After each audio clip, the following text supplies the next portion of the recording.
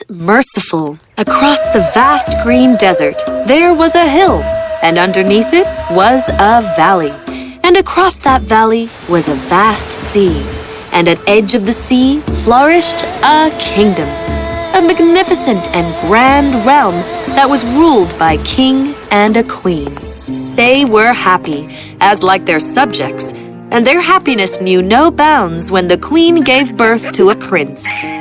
My son, he will be a king and merciful like his parents, and will be loved by his subjects.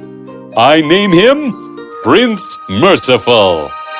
Years passed since that day, and Prince Merciful grew up to become a handsome young prince, and he was as merciful as his name. It's your 21st birthday, and your mother and I couldn't have been prouder of the gentleman you've grown up to become. Ask me, son. Ask me for anything. Father, I want to go traveling. See the world before I take responsibility of the kingdom. Please let me go, Father.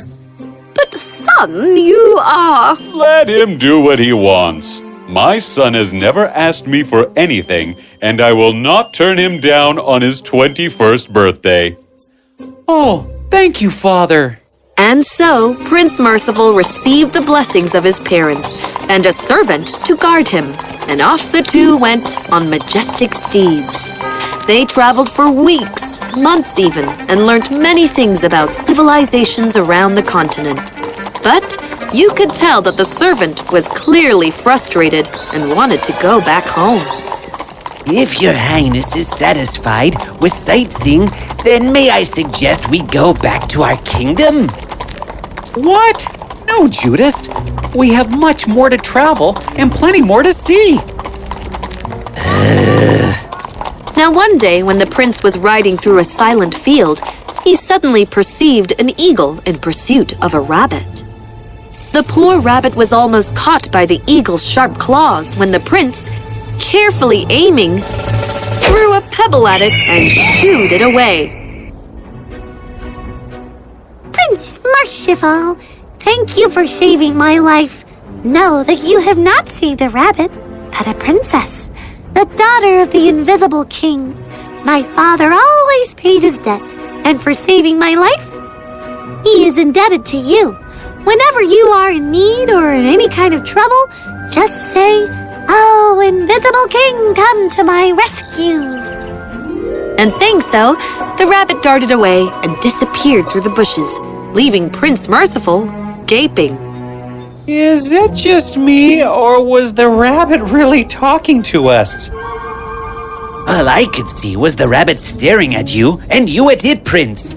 I think the traveling is getting to you now. Let's go home. No, we move on. And so they continued on their journey, traversing deep rivers, passing foreign countries, the 7 valleys, and at last they came to the great green desert, where there was nothing to see but sky and green sand, with the sun glaring like an envious neighbor. I am so thirsty. Well, we have no water left. Look! The prince and his servant spotted a cavity in the middle of the desert and went up to it. To their delight, they saw that it was a well filled with sparkling water. But there was a problem. The well was too deep.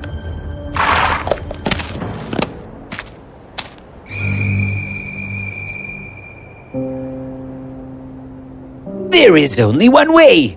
One of us will have to go down. And since I am much heavier than you are, Your Majesty's hands will not be able to hold me. I suggest you take hold of the ropes, and I will let you down into the well. Fair enough. And so, Prince Merciful went down the well, drank the cold water, and took some of it for his servant. I am done. Now pull me up. Listen, Prince. I am tired of you telling me what to do. Now you must agree to become my servant, and I will be the prince instead. Agree, or I am going to drown you. Prince Merciful was shocked. but knew by his servant's voice that he wasn't joking. All right, Judas, I agree. I ain't falling for it. Give it to me in writing. Here, write it down as I say. The bearer of this letter is Prince Merciful, and traveling with him is his true servant, Judas. The prince did as asked and was finally pulled out of the well. Then they exchanged their clothes and went on their journey. After a week, they reached a beautiful kingdom, which looked forlorn, as if awaiting a terrible storm. When they reached the palace, Judas gave his horse to Prince Merciful and said, Go to the stable and stay there. I am going to meet the king. As you say, my lord. I, Prince Merciful of the Rose Valley Kingdom, have come to you to ask for the hand of your daughter, whose beauty and wisdom are known all over the world. If you consent, you will live. If not, we will decide it by war. You don't talk like a prince, but maybe it is the way in your kingdom.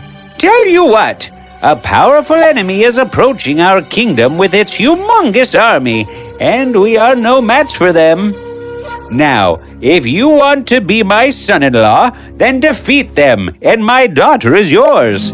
Otherwise, we are all just blood and bones anyway. That's why your kingdom looks so dull.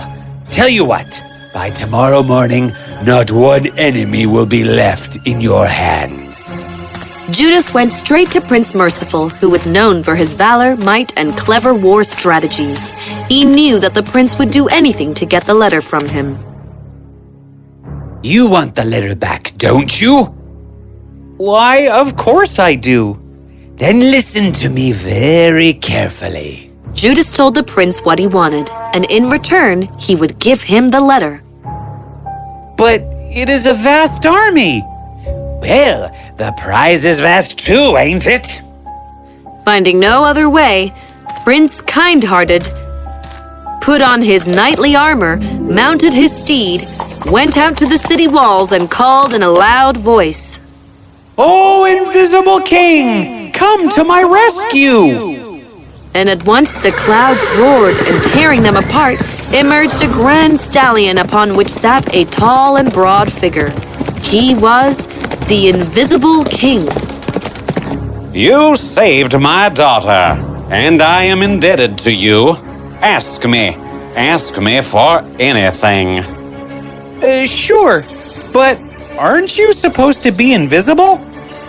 Only to those whom I do not wish to be seen. Now, go on.